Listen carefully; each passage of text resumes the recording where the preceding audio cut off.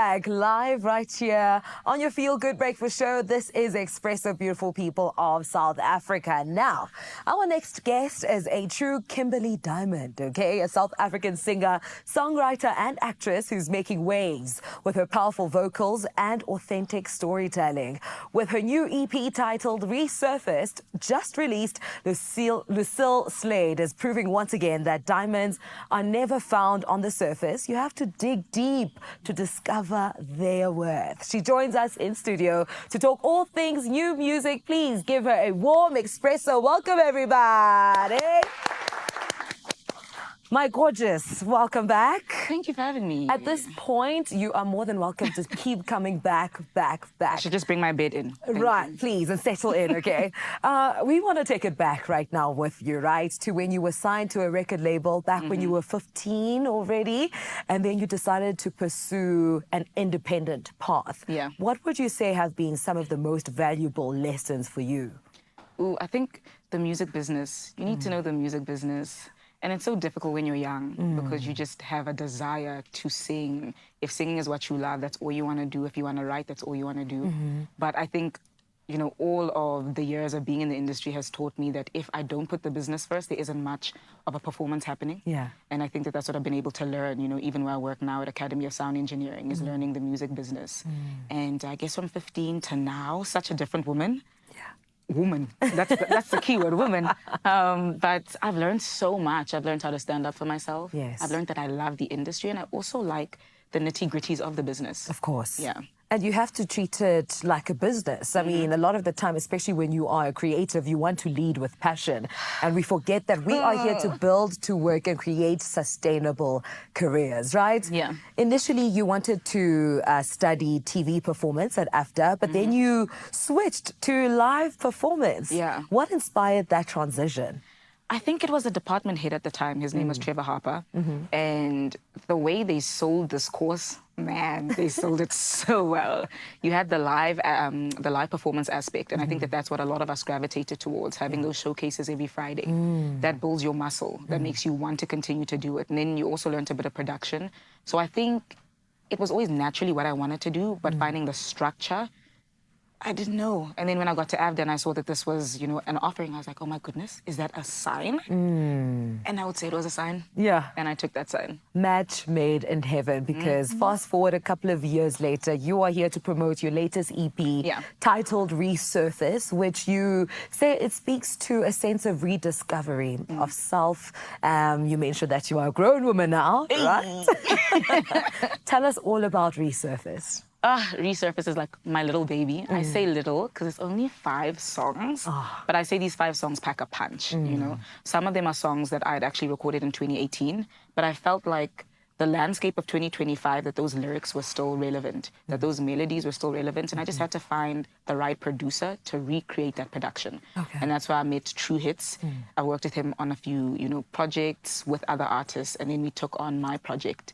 And I just feel like what he came up with sonically really matched those melodies that were already there, and we were able to create newer music like Step with Una Rams and DY. So, yeah. Those are some big names. My goodness, it's going to be fantastic to witness you on the Expresso stage. But we also want to dive deeper now into, you know, your roots. You are from Kimberley. It's known for the diamonds, girl. Yes. Rightfully so, because look at you. How would you say that has influenced your sound and your perspective on the music and how you tell your stories? So I always say, like, growing up in Kimberley is like growing up in safety. And I think that we take that for granted. And because I grew up in that safety, I was able to explore. My mom was the type of woman who would allow me to go and study at an AFDA. Yeah. Like, what are you doing studying the arts? But she had no questions about that. And I think it's because, you know, I'm from a community that is known for being warm. I'm from a community that is known for being super authentic. And on the song DY, you hear us speaking a bit of like Kwati, which is a mix of Afrikaans and Setswana from Kimberley. So I think Kimberley is a thread, and it's more about how I present myself. It's like the kindness but surety that you have, and still being humorous. I always say people from Kimberley are funny, 1001% funny. I love that. And I've been laughing the entire time since you got to studio. So 100% true. Now, your sound also mixes a bit of like this gussy flair, but it's quite polished in its production. Was that intentional? Yeah, just like the diamond. Like you're not finding the diamond on the surface. So you kind of have to dig a little deeper. I wanted a mixture of sounds. I still wanted to feel South African, but also world. And I think that that's what we were able to create with Resurfaced, is that it does feel like you can hear a bit of a piano. But you're like, is that fully piano? And then you're like, oh, that sounds like Afrobeat. Yes, it's meant for you to mix and for you to feel like you're a part of a world. Yeah. So it's a cross-genre of sort. Absolutely. So when people are like, what's the genre? I'm like, just go listen. Listen and you tell me what you feel. Please and thank you.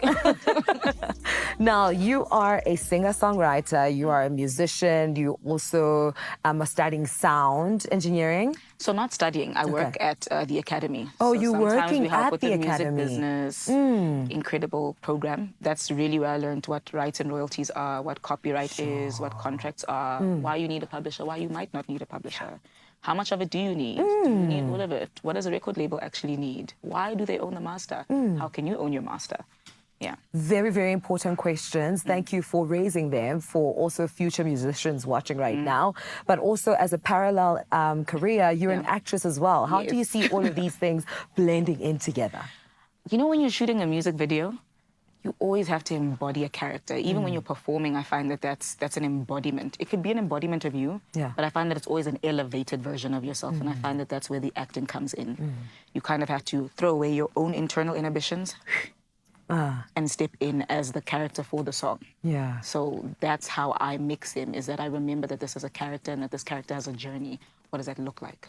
Absolutely stunning, and we cannot wait to see you perform some of your singles from your latest EP titled Resurface. You're here. She's still here, everybody. We are so happy that she has returned right here to Expresso. But first, we're going to see you light up the Expresso stage with magic a little later on the show. Do not go anywhere because a whole lot of magic is coming your way, Mzansi.